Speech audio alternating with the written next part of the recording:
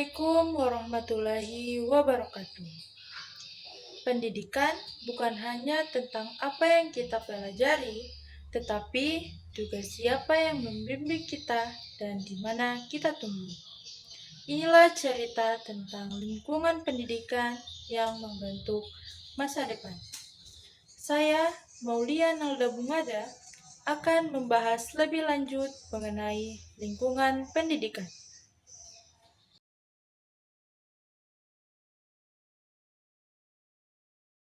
Teman-teman, apa sih itu lingkungan? Lingkungan adalah segala sesuatu yang ada di sekitar manusia yang dapat memengaruhi hidupnya baik secara langsung maupun tidak langsung.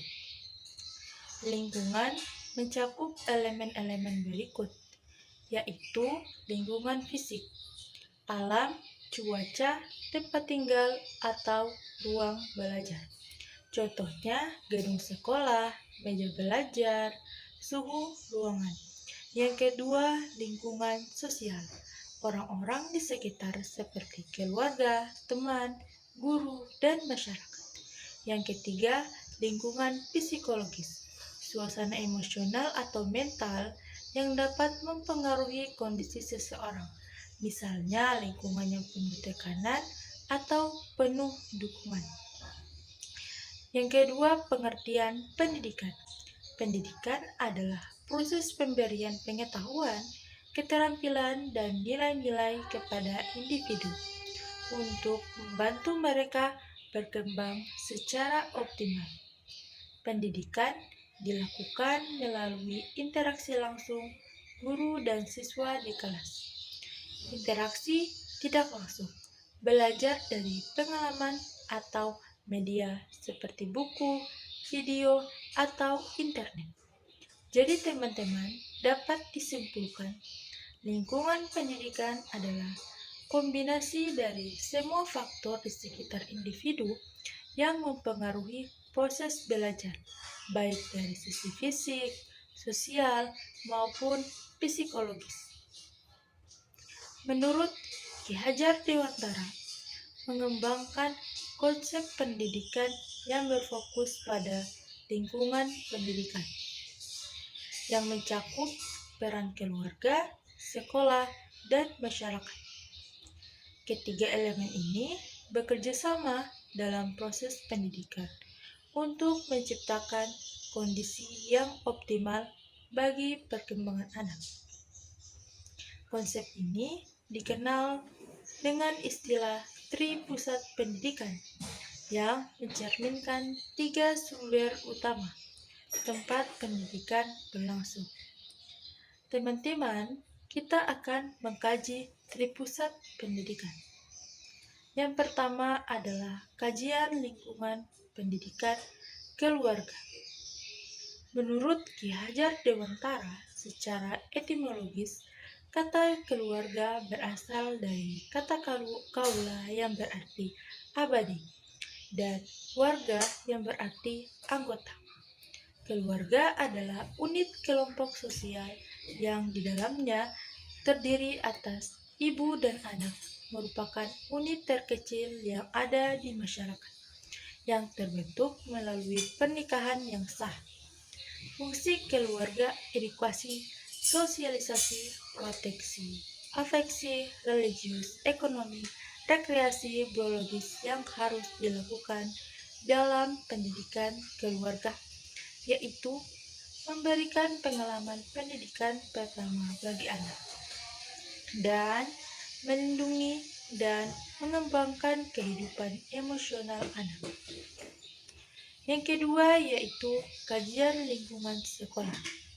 Sekolah adalah salah satu reuni sosial atau lembaga sosial yang kekhasan tugasnya melaksanakan pembelajaran secara formal. Fungsi sekolah yaitu ada fungsi transmisi kebudayaan masyarakat, fungsi sosialisasi, memilih dan mengajarkan peranan sosial, fungsi integrasi, fungsi mengembangkan kepribadian anak didik, fungsi mempersiapkan anak didik untuk suatu pekerjaan, fungsi inovasi, atau mentransformasi masyarakat dan kebudayaannya. Yang ketiga ada masyarakat adalah sekelompok manusia yang berintegrasi secara berorganisasi, menempati daerah tertentu, dan mengikuti suatu cara hidup atau budaya tertentu. Memiliki fungsi sebagai berikut. Yang pertama sebagai pelengkap, yang kedua sebagai penambah, dan yang ketiga sebagai pengganti pendidikan sekolah. Hubungan antara lingkungan pendidikan keluarga dan sekolah dan masyarakat. Lingkungan sekolah dan masyarakat sama berperan aktif dan dalam hal memberikan pembimbingan, pengajaran, dan pelatihan dalam rangka membantu peserta didik menemukan dan mengembangkan jati dirinya. Pengetahuan sikap dan keterampilannya, dan perlunya kerjasama antara lingkungan, keluarga, sekolah, dan masyarakat dalam mewujudkan tujuan pendidikan yang dicapai, yaitu tujuan pendidikan nasional. Lingkungan pendidikan menurut Ki Hajar Dewantara tidak hanya terbatas pada fisik, tempat belajar, seperti ruang kelas, tetapi juga mencakup seluruh elemen yang mempengaruhi perkembangan peserta didik, baik secara langsung maupun tidak langsung. Lingkungan ini mencakup lingkungan fisik, yaitu tempat dan fasilitas tempat pendidikan berlangsung, seperti ruang kelas, sekolah, taman, dan fasilitas olahraga. Lingkungan fisik yang baik dapat mendukung kenyamanan belajar dan aktivitas fisik siswa. Selanjutnya ada lingkungan sosial interaksi antara peserta didik, guru, orang tua, dan masyarakat. Sebuah lingkungan sosial yang sehat akan memfasilitasi komunikasi yang baik dan perkembangan karakter peserta didik. Yang ketiga, ada lingkungan psikologis. Suasana mental dan emosional yang ada di sekolah dan di rumah yang berpengaruh pada motivasi, konsentrasi, dan kesejahteraan emosional peserta didik. Selanjutnya ada lingkungan budaya.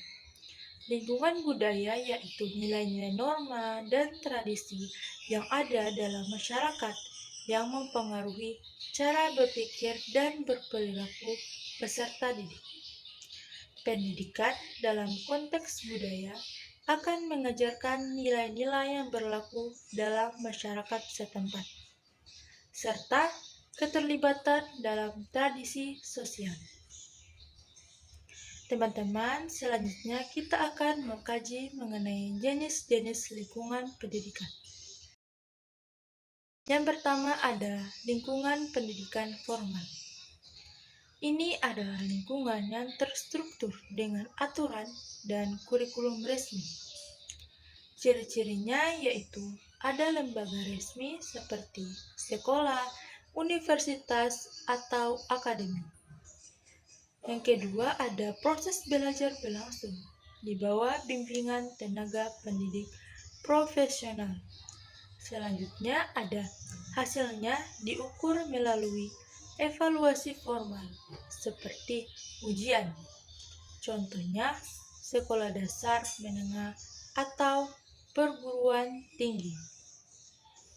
Kursus bahasa atau pelatihan teknis dengan sertifikat.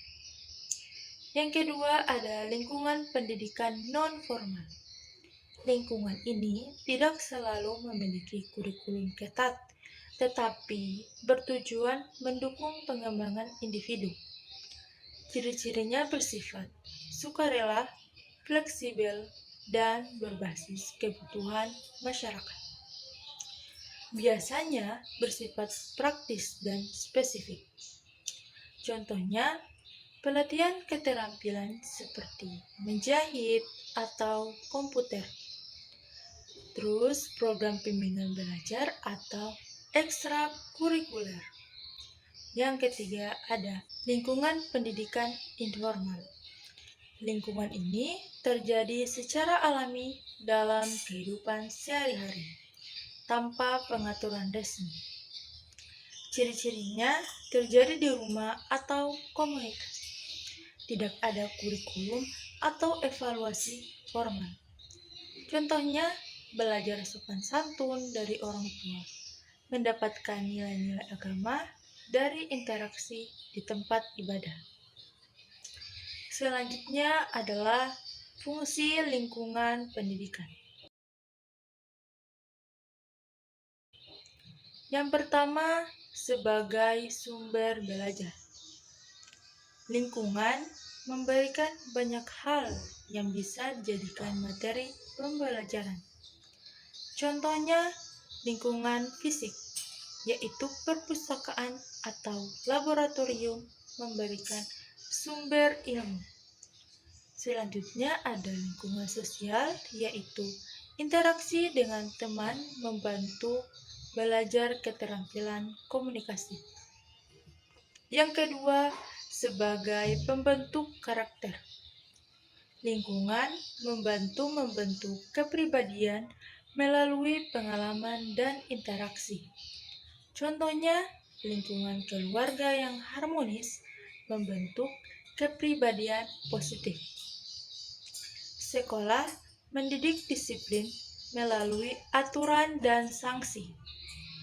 Yang ketiga, sebagai motivasi belajar, lingkungan yang mendukung, seperti guru yang inspiratif atau keluarga yang memberikan semangat mendorong individu untuk belajar lebih baik.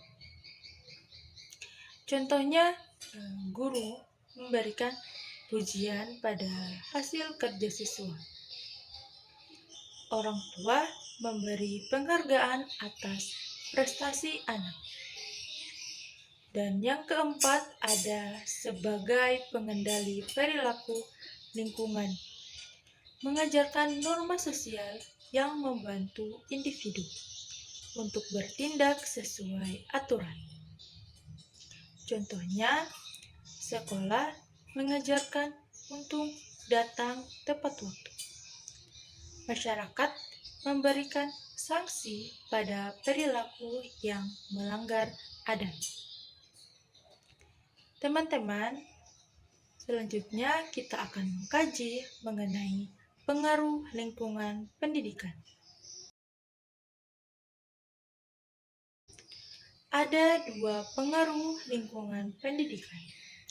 Yang pertama ada pengaruh positif, yaitu lingkungan fisik yang mendukung ruang belajar yang nyaman, bersih, dan dilengkapi fasilitas, memudahkan siswa fokus dalam belajar. Contohnya, sekolah dengan laboratorium yang lengkap memotivasi siswa untuk bereksperimen. Dan yang kedua ada lingkungan sosial yang sehat. Dukungan dari orang tua, guru, dan teman sebaya dapat meningkatkan rasa percaya diri. Contohnya, guru yang sabar membantu siswa lebih percaya diri dalam mengerjakan tugas. Yang ketiga ada lingkungan psikologis yang stabil. Suasana yang mendukung emosional siswa seperti apresiasi dan rasa aman mendorong perkembangan mental yang sehat. Contohnya, keluarga yang penuh kasih sayang memotivasi anak untuk berprestasi. Selanjutnya ada pengaruh negatif. Pengaruh negatifnya yaitu lingkungan fisik yang buruk, tempat belajar yang berisik atau kurang fasilitas membuat siswa sulit berkonsentrasi. Contohnya, ruang belajar yang sempit dan panas menghambat proses belajar. Yang kedua adalah lingkungan sosial yang tidak mendukung. Pergaulan dengan teman-teman yang memiliki kebiasaan buruk dapat mempengaruhi perilaku negatif. Contohnya, siswa yang bergabung dengan kelompok perokok cenderung ikut merokok. Yang ketiga, lingkungan psikologis yang tidak sehat. Tekanan dari orang tua atau guru dapat menimbulkan stres dan mengurangi minat belajar. Contohnya, orang tua yang terlalu menuntut menyebabkan anak kehilangan semangat belajar. Selanjutnya, materi kedua yaitu hakikat manusia dan dimensinya.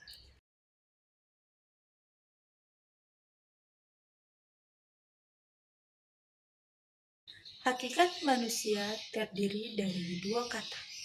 Ada hakikat dan manusia. Kemudian, apa itu yang dinamakan hakikat? Menurut Kamus Besar Bahasa Indonesia, arti dari hakikat adalah intisari atau dasar, atau dengan kata lain adalah makna yang sesungguhnya. Itu adalah arti dari hakikat. Sedangkan manusia adalah makhluk Tuhan yang paling seksi, yang makhluk Tuhan yang terdiri dari jiwa dan raga. Itu didefinisi dari Al-Farabi. Jadi manusia adalah makhluk yang terdiri dari jiwa dan raga atau jasad. Hakikat manusia itu terdiri dari dua komponen penting, yaitu komponen jiwa dan komponen jasad. Itu baru bisa disebut sebagai makhluk siap. Kalau tidak ada rohnya, cuma jasad saja, berarti mayat. Makhluk Tuhan yang bernama manusia ini, dia mempunyai hakikat yang tidak terpisahkan. Jadi, ada beberapa hakikat komponen hakikat manusia yang tidak dibekali, tidak dapat dipisahkan. Apabila dipisah-pisahkan, maka dia tidak akan menjadi manusia yang sempurna. Yaitu yang pertama adalah hakikat manusia sebagai Dwi Tunggal. Yang kedua ada manusia sebagai makhluk individu dan makhluk sosial. Yang ketiga adalah manusia sebagai makhluk bertuhan dan bersosial. Teman-teman, kenapa kita perlu mengkaji tentang manusia?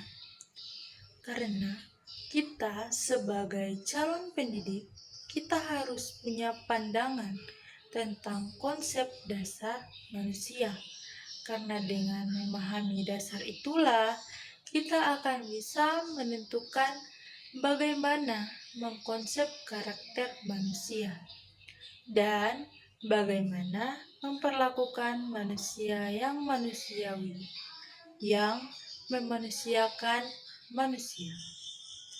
Selanjutnya teman-teman, ada sifat hakikat manusia.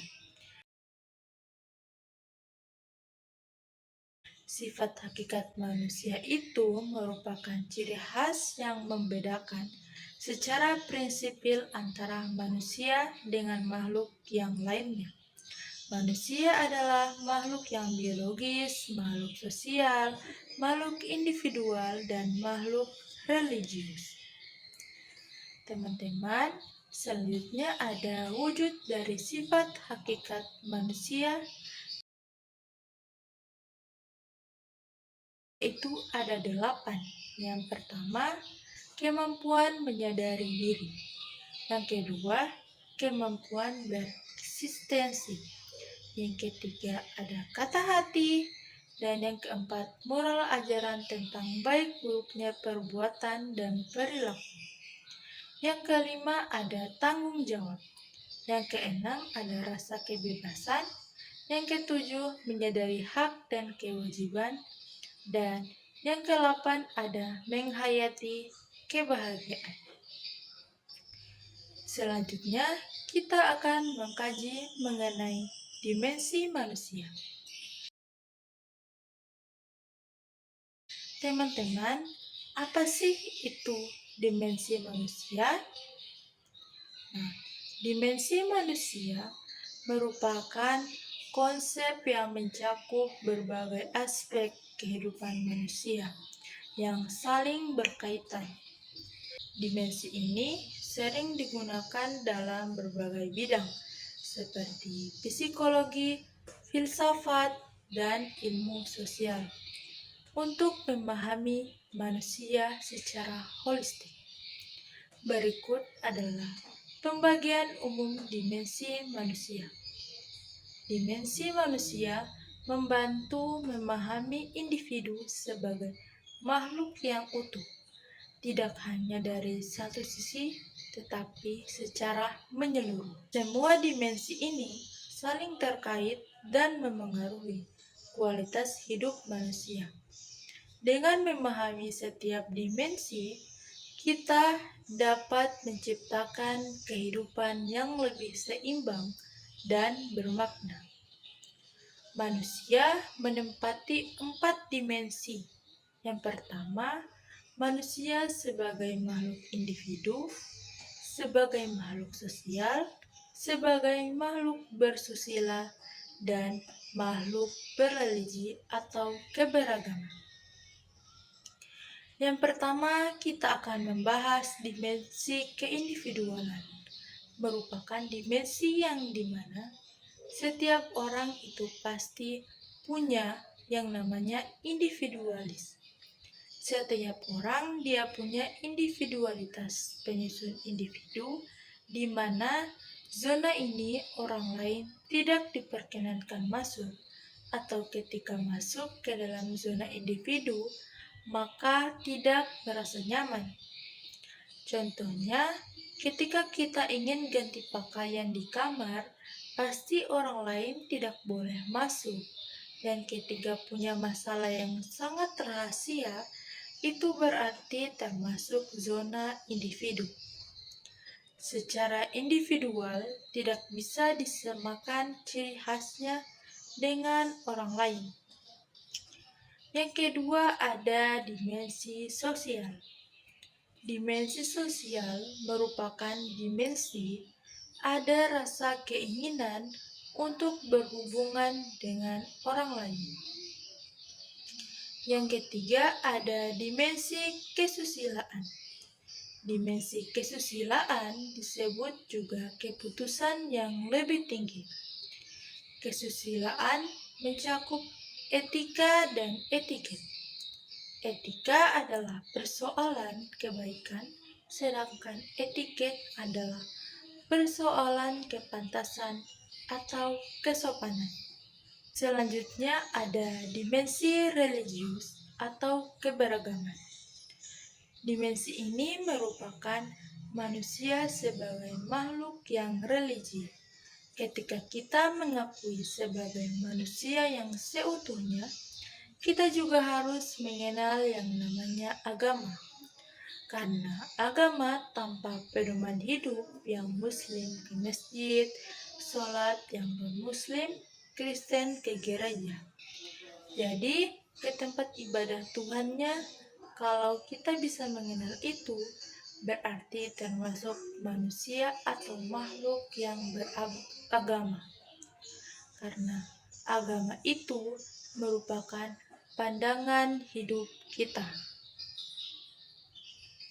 Pendidikan bukan hanya tentang memberikan ilmu pengetahuan, tetapi juga tentang menciptakan ruang yang memungkinkan setiap individu untuk tumbuh, bermimpi, dan berkontribusi. Lingkungan pendidikan yang baik adalah fondasi bagi lahirnya generasi yang tidak hanya cerdas secara intelektual, tetapi juga bijaksana dalam tindakan dan berbudi luhur. Tanggung jawab kita bersama adalah memastikan lingkungan ini terus berkembang menjadi tempat di mana setiap potensi dapat bersemi, di mana setiap siswa merasa didukung, dan di mana nilai-nilai kehidupan diajarkan dengan penuh makna. Terima kasih telah menyimak video ini. Mari kita bersama-sama menjadi bagian dari perubahan, membangun lingkungan pendidikan yang lebih baik untuk masa depan. Karena pendidikan adalah investasi terbaik yang dapat kita berikan bukan hanya untuk hari ini, tetapi untuk generasi mendatang. Adalah perjalanan panjang yang tidak hanya mempersiapkan siswa untuk menghadapi ujian, tetapi juga mempersiapkan mereka untuk menjalani kehidupan. Dalam perjalanan ini, lingkungan pendidikan memainkan peran yang sangat penting, bukan sekadar ruang fisik, tetapi tempat di mana nilai-nilai, karakter, dan potensi manusia terbentuk. Saat ini, kita semua memegang peran dalam menciptakan lingkungan pendidikan yang lebih baik. Guru, siswa, orang tua, dan masyarakat memiliki tanggung jawab yang sama untuk menjadikan pendidikan lebih inklusif, suportif, dan bermakna. Lingkungan pendidikan yang ideal adalah tempat di mana setiap suara didengar, setiap usaha dihargai, dan setiap individu merasa termotivasi untuk terus belajar dan berkembang. Mari kita sama-sama mengambil langkah nyata. Kita bisa memulai dari hal-hal kecil, menciptakan hubungan yang saling mendukung, membangun budaya, belajar yang positif, hingga memperhatikan aspek-aspek kesejahteraan fisik, mental, dan emosional dalam pendidikan. Apapun faktor sosial yang berhubungan dengan perubahan peranan keluarga, fungsi pendidikan yang harus diperankan oleh keluarga, dan juga fungsi lainnya, seperti fungsi ekonomi, rekreasi, dan lain-lain, lebih banyak diambil alih oleh lembaga atau organisasi di luar lingkungan keluarga, khususnya oleh sekolah, dengan diambil alihnya sebagian tugas pendidik oleh sekolah, sehingga orang tua hanya tinggal menunggu hasilnya. Sebaliknya, sekolah menganggap pendidikan efektif sepenuhnya menjadi tanggung jawab orang tua atau keluarga. Konsep pendidikan di lingkungan keluarga dan sekolah tidak menyambung. Ini menunjukkan kesenjangan. Kesenjangan ini dapat diisi melalui penyelenggaraan PSH yang sifatnya menembus batas-batas kelembagaan, di mana PSH adalah pendidikan sepanjang hayat. Selanjutnya, perkembangan iptek. Pengaruh perkembangan iptek pengetahuan dan teknologi atau iptek dalam sebuah sektor dalam pembangunan, termasuk sektor pendidikan, sangat terasa, terlebih telah berkembang teknologi informasi dan industri pada dekade 2010 yang populer disebut revolusi industri 4.0. Out melalui industri 4.0, out pendidik atau guru di masa depan dalam kegiatan pendidikan dan pembelajaran dapat memanfaatkan iptek dalam proses pendidikan. Guru berfungsi sebagai seniman atau artis dan ilmuwan saintis dalam merancang dan melaksanakan pendidikan. Saya, Maulia Nalda Bungada, pamit undur diri. Wassalamualaikum warahmatullahi wabarakatuh.